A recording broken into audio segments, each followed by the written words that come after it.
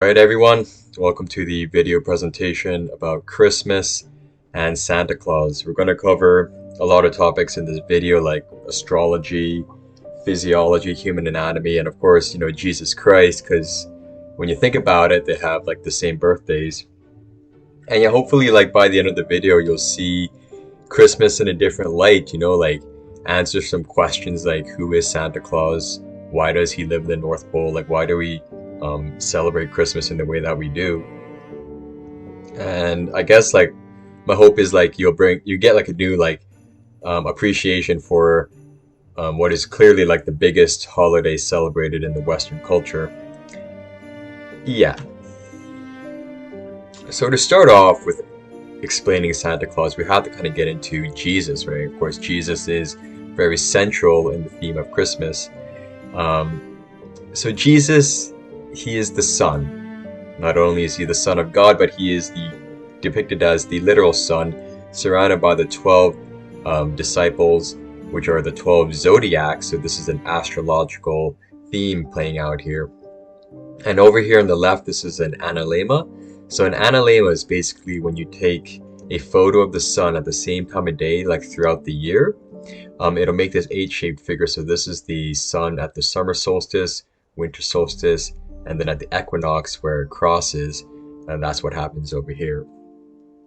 And something interesting about the sun is that it is observed, right, that when the sun reaches its winter solstice here, it's observed to kind of stop or die for about 3 days, and then it is reborn again, as in it begins moving back up towards spring. So it's kind of like resurrected and going back towards the light and back towards life. And I say this because, there's going to be a lot of talk about the Bible, and a lot of people wouldn't understand the Bible if you take it on literal terms, or like literal physical terms, when the kind of allegory is talking about mostly human physiology, but of course the stars and like what's happening in the sky, which is also funnily enough related to human physiology.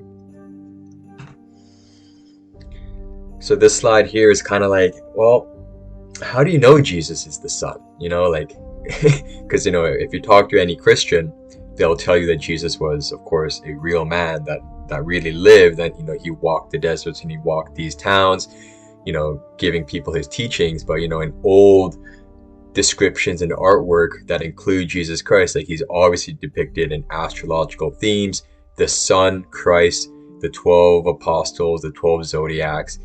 This is all Sol Invictus Roman stuff, of course, still like the same theme of astrology, and like these sun worship deities, which is Jesus Christ. In a Kabbalistic sense, like Jewish mysticism, we have this concept of what's known as magic squares. So this is the magic square of the sun. There's a magic square for like every one of the 7 planetary bodies. So like the sun, moon, Mercury, Venus, Mars, Jupiter, and Saturn. But this is the one for the sun, and it's just 1 to 36, and each row and each column, they add up to 111, and each diagonal also equals 111. And when you add up all the numbers from 1 to 36, you'll get the number 666, right? Which is also in the septenary cipher gematria. The 666 is encoded within Jesus. If you even have like a very basic magic square, like 1, 2, 3, 4, 5, 6, if I can even write it here, like 1, 2, 3, 4, 5, 6, 7, 8, 9. If you add the numbers this way, you'll get 6. It'll be reduced down to 6. So, this is also there as well. And, the 4, and then we'll have the theme of the tetramorph as well, which is like, Matthew, Mark, Luke, and John. In the tarot card, that's your Aquarius, Scorpio, Taurus, and Leo. So a lot of things in the Bible, a lot of things in these old, I guess, religions or esoteric teachings, it's always talking about the same thing, the very similar theme, and Santa Claus does play into this. And here's just a couple more proofs that, when we're talking about Jesus, we're talking about the sun. So in Matthew 24:27, For as the lightning cometh out of the east, and shineth even unto the west, so shall also the coming of the Son of Man be. Well, what rises in the east and goes to the west? That's the sun. Like, literally, that is describing the sun. But here's an even better one. Luke 23:44. And it was about the 6th hour, and there was a darkness over all the earth, until the 9th hour. What does that mean? Well, sorry for my shitty handwriting, but so this, like, what this means is literally describing this kind of wheel of the year, the wheel of time. Imagine this is a clock, so 6 o'clock here. What's 6 o'clock? Darkness, right? 6 o'clock, that's the Tropic of Capricorn, that's the winter solstice, Capricorn, Sagittarius, boom. That is darkness over all the earth, and this is winter. Until the 9th hour, what happens in the 9th hour at 9 o'clock? That's spring, that's Aries, that is the resurrection, that is life. This is the start of the year. And this is essentially, if you look at the earth from above, the sun will make a sine wave. It travels like this throughout the year, so I guess it starts in Aries, and it'll hit the summer solstice, and then it'll go down to the winter solstice, and back up again, and back down. And then just imagine like the whole earth is like all around us, right? So that's kind of like the description of what's happening here.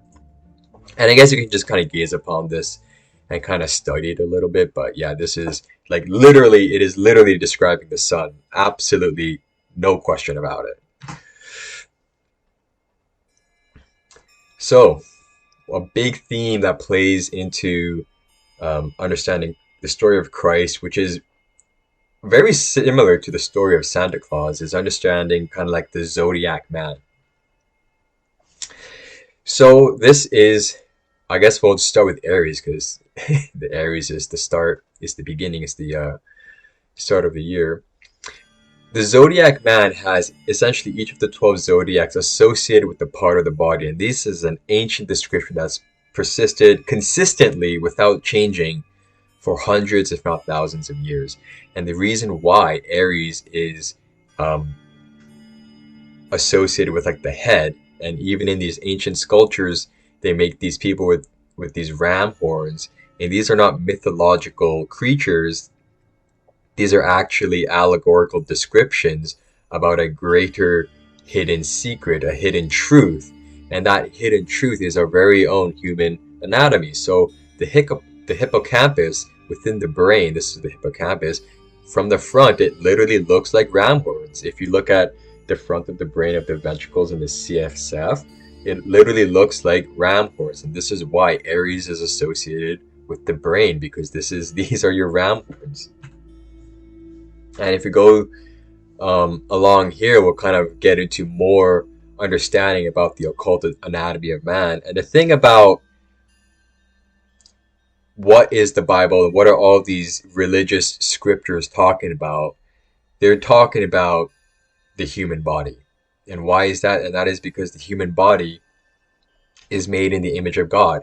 And there are several clues to this. Like a very common one, of course, is 33, representing the 33 vertebrae in your spine. Jesus, he was crucified at 33, so he was crucified up here at 33, right where like the top of the spine meets the base of the skull, right?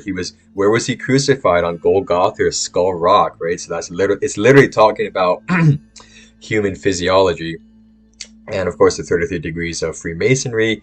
I mean, this is like a very basic one. I mean, like the extent of the intelligence of the human body is so profound that if you did take the time to study it and understand it, you would like instantly understand that, like, wow, like actually humans are very, very special.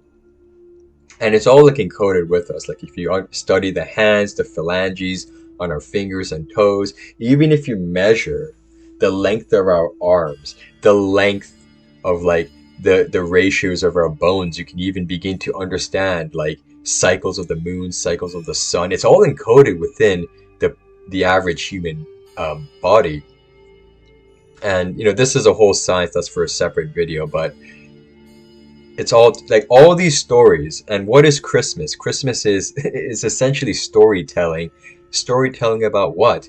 It's a story telling you about processes that happen within your body. Even this very famous painting of that's on the Sistine Chapel. Where is God? He's inside a brain, because God is in the brain, and it's all symbolic representation about the secrets of the inner workings of the human body. Um, you can also pause and take your time to read this. I thought it was quite interesting to add there too. And these are more descriptions about the zodiac man. So we already discussed like Aries, the ram, is the head. Taurus is your cerebellum. That's the back of your head. That's also your throat, because like the front of your throat it's like a Y that looks like the constellation of Taurus. It's the front of your throat. Gemini, your shoulders. That's like your two pillars. Cancer, the crab. That's your chest, right? Why is it your chest? Because, well, if you look at a crab, it's like a hard shell that's protecting its innards, like your rib cage protecting your heart and your organs. And so what does Cancer protect? It protects your Leo. That's your lion. That's your lion heart. Virgo, that's your cleansing organ. So that's like your liver, your intestine. That's your purification. So whatever you put in, the Virgo elements of your body will purify it and extract what is necessary. Your Libra are your hips for balancing. Sagittarius are your thighs for like moving like a horse. Scorpio is your reproductive organs. That's pretty obvious because of the stinger. Capricorn is your kneecaps. Aquarius is your thighs, because because like the blood travels down the thighs. And of course, Pisces are your two feet, and we're in the age of Pisces right now. And when was Jesus born? Like around 2,000 years ago. When did the age of Pisces begin? Like around 2,000 years ago. And Jesus in Greek does mean fish. And this representation of the zodiac man is very consistent. It's not changed, and this is very intentionally associated with each other.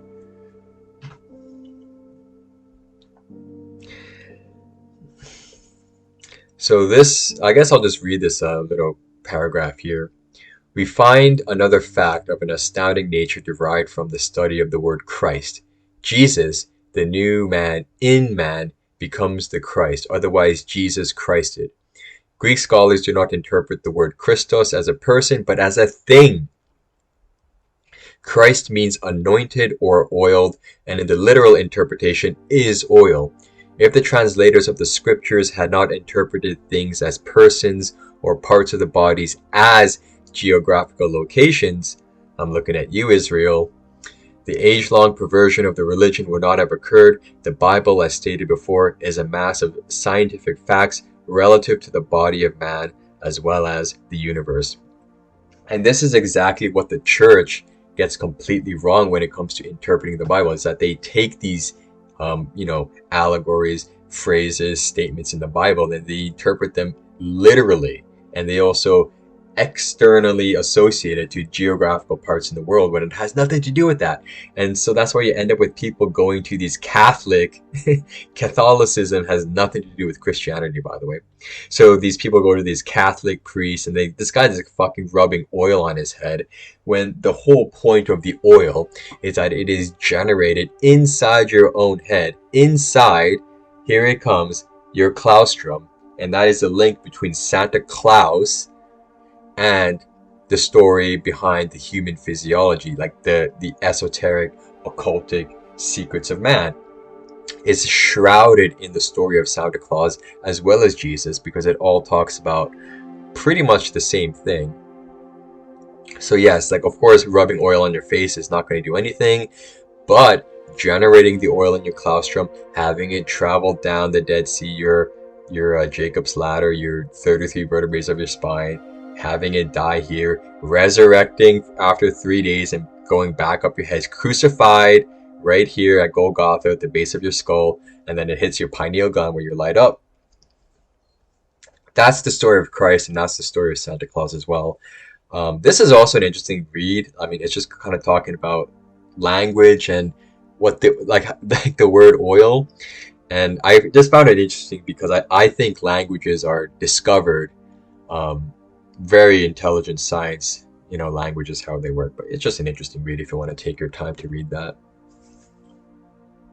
And yeah, this is what I'm talking about, you know? So let's get into Santa Claus. So Santa Claus with his presence is your Christ oil that's produced in your claustrum. That's your claustrum right there. And it travels down the chimney, which is your which is your spine to what? To deliver the presents at the bottom of the tree down here, and then he goes back up the spine, and that's why he can let's get into all of this because this is super cool. So let's cover some Christmas symbolism.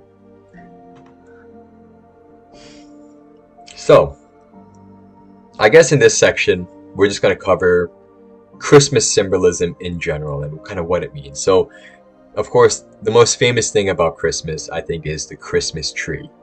And the most notable thing I always notice on Christmas trees is that iconic star on the very top. And it's not just any star. It's specifically the pole star, Polaris, because only Polaris is the eight-pointed star that is only ever associated with Polaris. So the star at the top of the Christmas tree is always the North Star. So what does that make the Christmas tree? It literally makes it the world tree, the tree of life. And what is the tree of life? That's also Jesus of Nazareth. And if you look at the etymology of Nazareth, it means branch or sprout, which also means like a tree.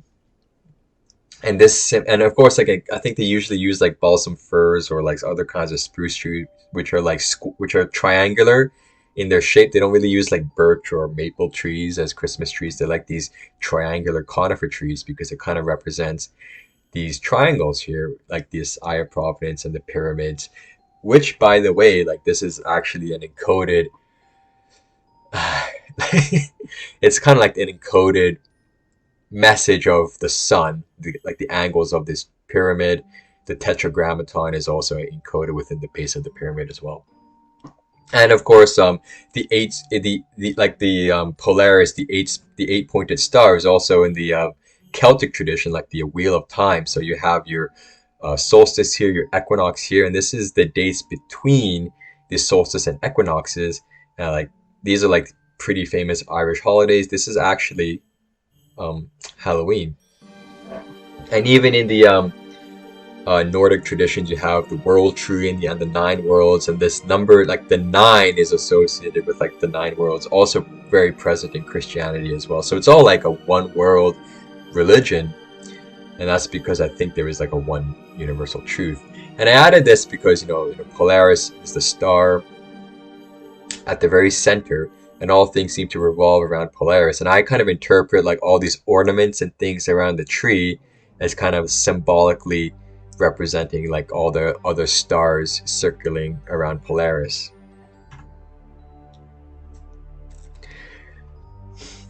So this is a bigger focus on the actual tree itself, and I included these slides because I think there is a lot of resemblance between us humans and trees. So what do trees have? They have sap, and tree sap is very useful because it essentially keeps them alive. It's useful for nourishing the tree. It's useful for cleansing any toxins or debris out of the tree as well. But if you drain a tree of its sap, you know what happens to it? Like it dies, right? And it's the same thing for human beings. Like humans have sap, they have oils. And if you drain a human of their oils, they also dry up and die. And this is an embryo, which I'll get into the next slide here. I guess I'll read this one down here first.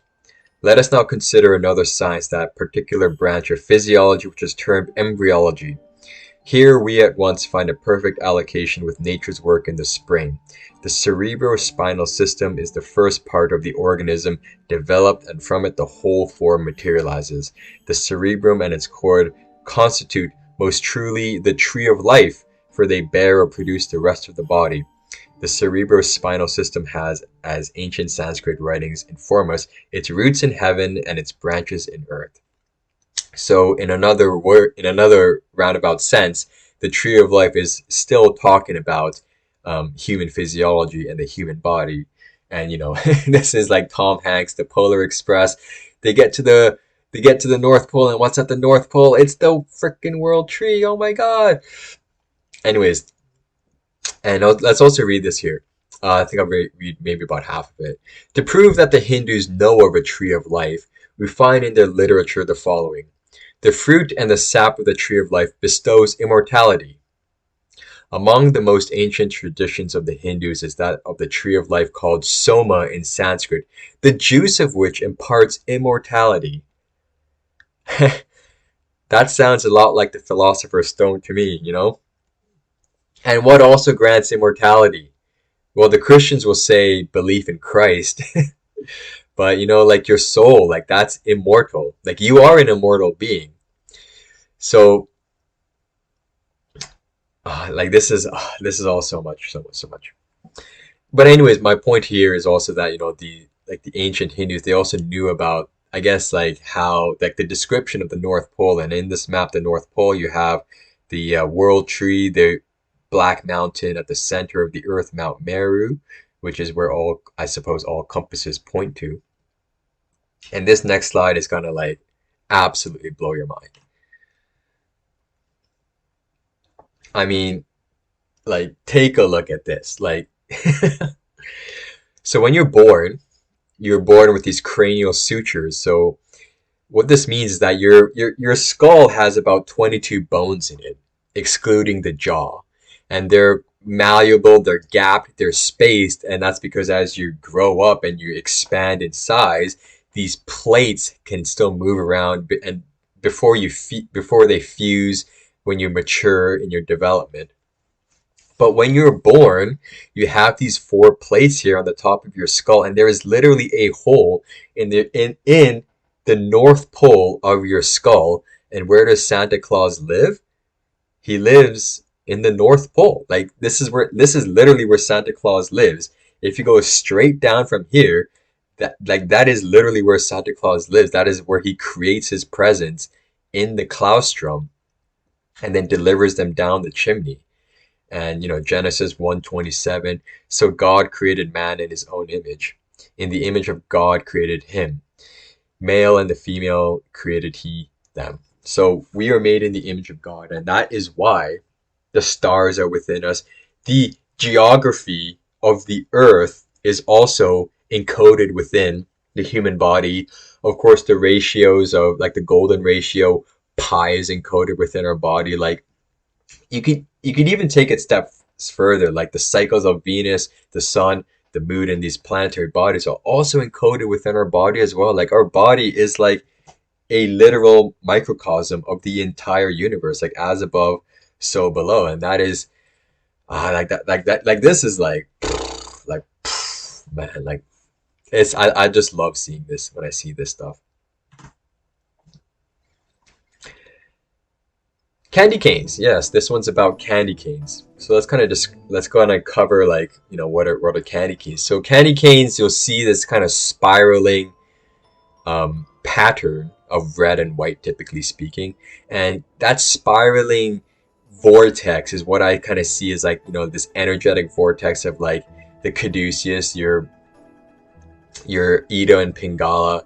That's just how like an energetic vortex laps. And like the red and white is symbolic of your blood and your lymphatic system. So like your red blood cells and your white blood cells.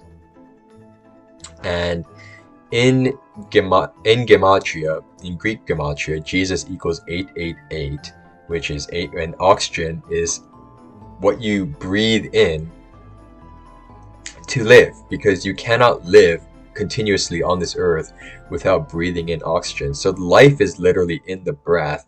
And anybody who studies, I guess, like any kind of breath work or meditation will know that if you can learn to control your breath, you can essentially learn to control like your entire existence here on earth. So the breath is a very crucial part into understanding the nature of our reality. And I think blood is also an encoded way of like describing the philosopher's stone. Like like the philosopher's stone is also like this red stone, this red substance that grants immortality, and I think that's the blood. Or I guess that could also be the air, which inside the body with the philosopher's stone, which could be the mineral salts, is then converted into blood, and the whole thing continues. And then if you kind of look at the Hebrew alphabet, Lamed, the 12th letter of the Hebrew alphabet, which looks like a candy cane upside down, it represents spiritual elevation and understanding of knowledge. And that is, I suppose, why shepherds or guides, they kind of hold a lamed or a shepherd's staff, like a cane, in a way, a candy cane. Because it's kind of like mysterious when you think about it. Like, why specifically a candy cane, Why is this specifically a Christmas tradition? Why couldn't it be like a cookie or like a Christmas fucking pretzel stick or something like that? But no, like it's a candy cane.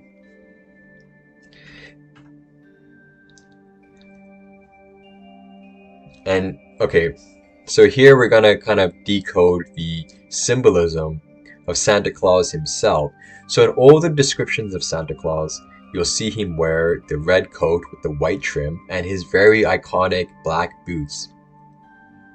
In alchemy, there's a concept known as the Great Work, which is essentially attaining this philosopher's stone to attain immortality. Now, people interpret this again very similarly to religious texts, quite literally, like in a physical sense. But this means like the great work, the magnum opus of the soul. It's a story of ascending, about turning the negredo, your black, dense, lead, Saturnic, dark boots, and raising it into the rubedo, which is, like your philosopher's stone, which is essentially enlightenment. And this is a short description of what the alchemical great work is. Rubedo in Latin meaning redness, that was adopted by alchemists to define the fourth and final major stage of their magnum opus, which is the alchemical great work. Both gold and the philosopher's stone are associated with the color red, as rubedo signaled the alchemical success and the end of the great work. And that's why in a lot of alchemical paintings, you'll see black, red, and white kind of fuse together to kind of generate like the ultimate creation, like the ultimate being. And that is, of course, captured in the symbolism that is Santa Claus. But another thing to pay attention, and I said the older descriptions of Santa Claus, is because he wears blue garments under his red coats. Why does that matter? Well, in the fifth card of the major arcana of the tarot deck, we have the hierophant. The hierophant is seen wearing a red coat with white trim and blue undergarments. Literally exactly what Santa Claus wears. And what is a hierophant? A hierophant, the definition of it, is an expounder of sacred mysteries. One who teaches the rites of sacrifice and worship. Literally, one who shows sacred things.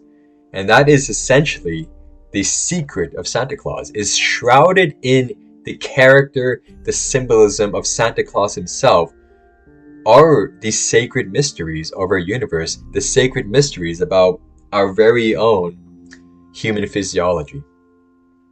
And the hierophant is also just such a cool card. Like in general, there's so much symbolism. You have like the Trinity crown, the trident, the Trinity cross, the keys of the Vatican. If you look at like the I think the coat of arms of the Vatican, it'll have these two keys, the silver key and the golden key. Like, why the keys? Because these are the keys of knowledge that'll unlock literally a separate world, like a brand new worldview. So Santa Claus and the hierophant, I think they're linked. You guys let me know what you think. And this is the symbolism of the Santa hat.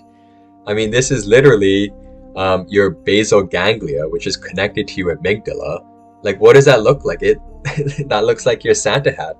And that's also why he's omnipresent and omniscient and omnipotent, is because how is Santa able to travel to every child, every house in the world, climb down their chimneys, even if they have chimneys or not, and deliver presents. Like, it's an impossible task. And it's so funny, like when in Hollywood movies they show Santa with like a sleigh with like 1,000 presents, and that's somehow enough for like 8 billion people. Like, it makes obviously, because Santa exists in everyone's brain, because it's talking about the brain, the anatomy of the brain. Your claustrum is talking about the sacred secretion oil.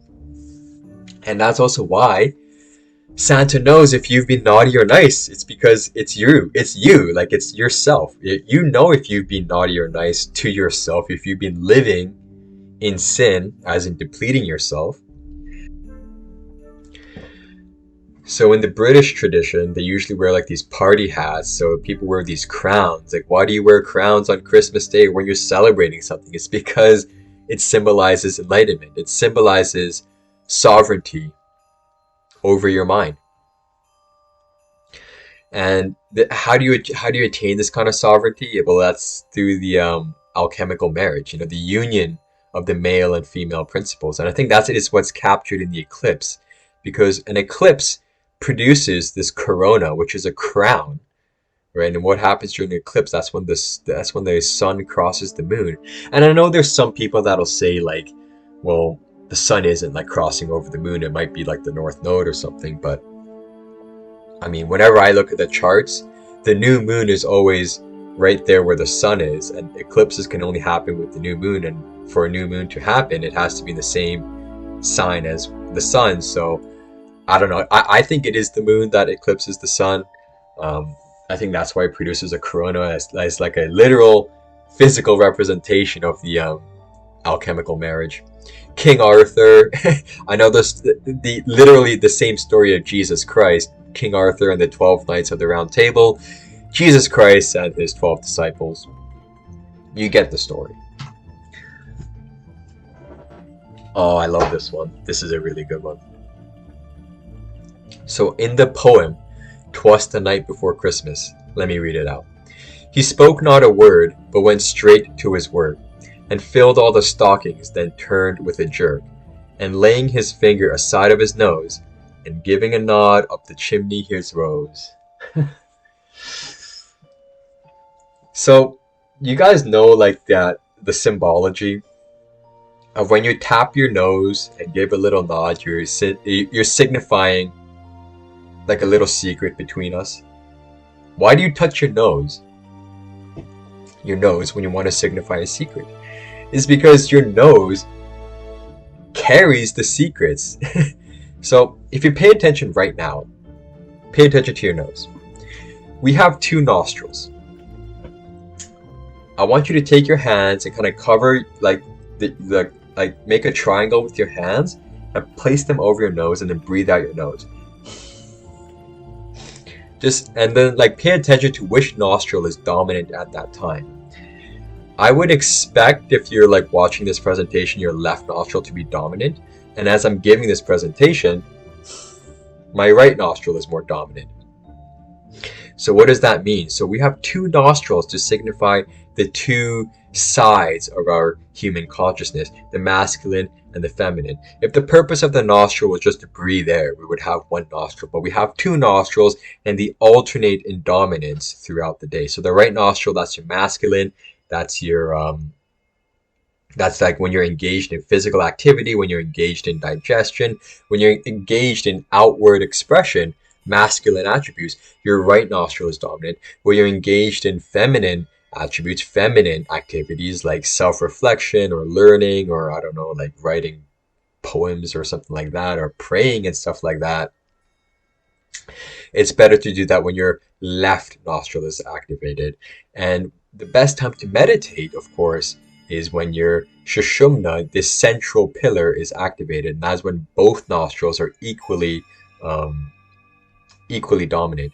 And there is a technique in yoga called it's like Nadi Shoda Pranayama or something like that, but it's essentially known as alternate nostril breathing, a very common breathing and meditation technique where you can essentially manipulate your nostril dominance to aid you in meditation. And that is exactly why, literally, the secret is in the nose. Like, throughout the day, just pay attention to the dominance of your nostril. Like, whenever you're doing something, like maybe you're doing a sport, or maybe you're watching something, or maybe you're just going about your day, just take 5 seconds, breathe on your hands, and just observe which nostril is dominant and associated to what activities you're doing. And that'll reveal a lot about your human body and a lot about yourself and what you should be doing, and if you're doing the right thing. So if you're engaging in a masculine activity, but your left nostril is dominant, maybe you should stop doing that and start figuring out why your left nostril is dominant. Some more cool Christmas symbolism. Of course, the magic mushrooms and old Christmas postcards. In fact, we still have this now. Like, when I go to stores in Canada, like around Christmas, you'll still see a lot of these Amanita muscaria mushrooms. And that is because, like, in older traditions, shamans of Siberia, of the Nordic regions, of Bavaria, like in Germany and stuff like that, they would engage in these shamanic practices to essentially expand your consciousness and expand your awareness. And that is why, like, the colors of Christmas are also associated with the Amanita muscaria mushroom, the black and white. And magic mushrooms, it's huge in Christmas symbolism. I'm sure you might even have like those decorations on your Christmas tree, and a couple of them are magic mushrooms, and you're probably wondering, why are they magic mushrooms? And that's because, like, anybody who's on the path to understanding themselves, I suppose, or maybe would engage in the work of shamans, would often take these magic mushrooms because they want to just go to the next level and understand themselves. And Amanita muscaria mushrooms have a very interesting property where they don't necessarily like produce like strong hallucinations, but they do dissolve your ego, and you'll learn a lot about yourself when you take Amanita muscaria mushrooms.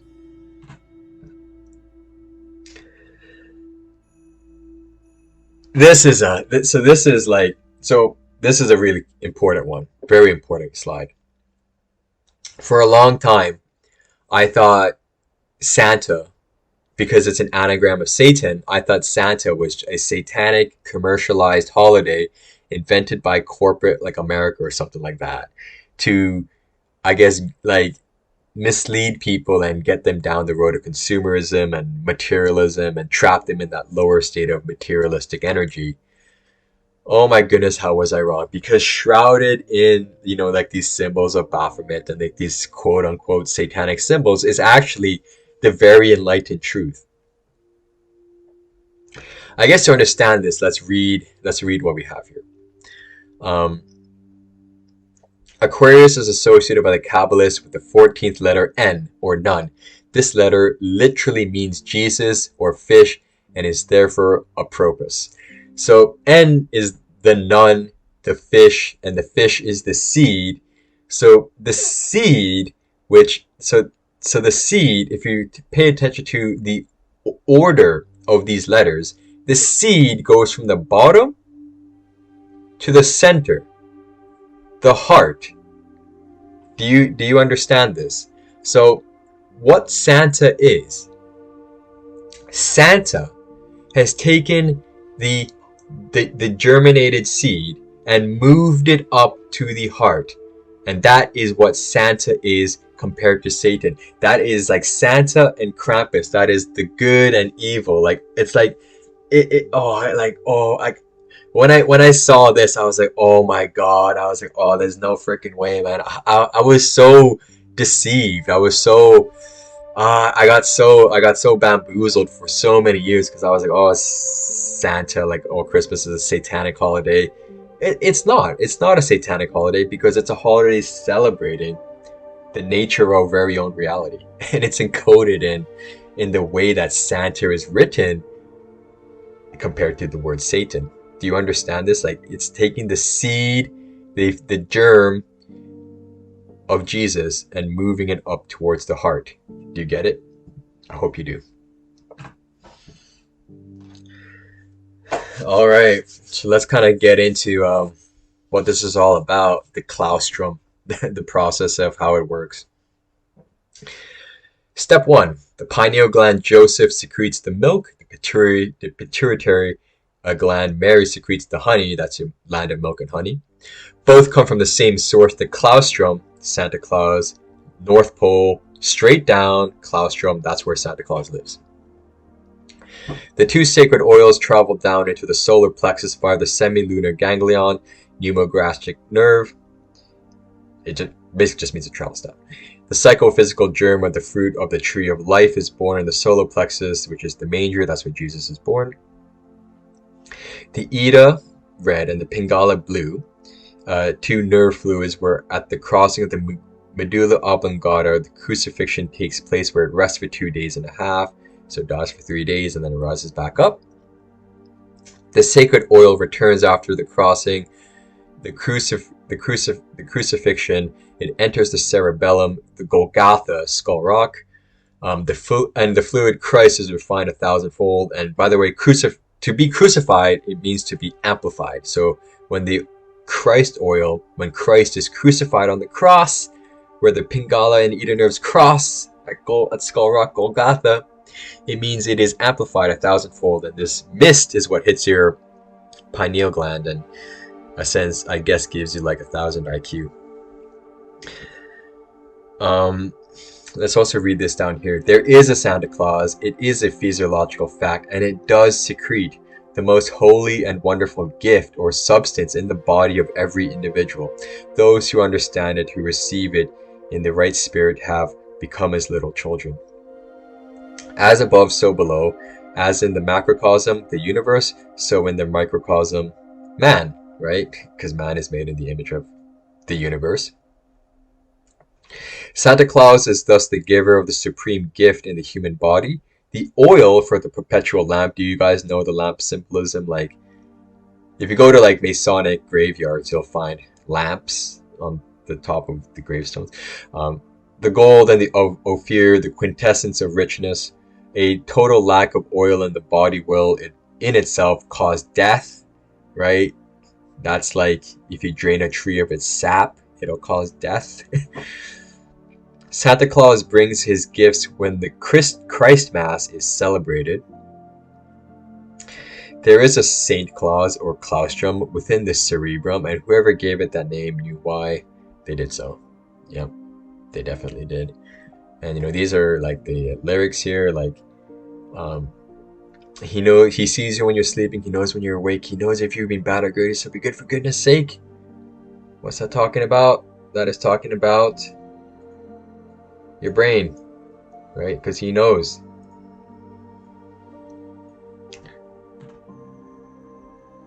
Yeah, so that's pretty much the end of the presentation, and here we have Santa delivering the gifts at the bottom of the world tree. And the thing about gifts is that they're called presents. And why are they called presents? It's because, well, the greatest gift anyone can have is to be present. The gift of presence is the ultimate gift. And when that sacred secretion hits your pineal gland, that is the most present you will ever be in your entire life. And that is the greatest gift Santa Claus from his claustrum can give you. So I hope you guys enjoyed that and kind of understood Christmas in its own way. And hopefully you can take this information, and I suppose, like, if you have children, instead of like celebrating Christmas in a way where it's like lying to your children about a fictional character and disappointing them when they turn 7 years old, it's your responsibility to represent this in a manner that'll actually help your children kind of carry this information throughout their entire lives, because this is very sacred and important information, and that is exactly why it's been celebrated for hundreds and hundreds of years. It's because it's talking about a very, very important process that occurs in the human body. Anyways, that's all I really have to say for tonight. I hope you guys enjoy, and yeah, thanks a lot for watching.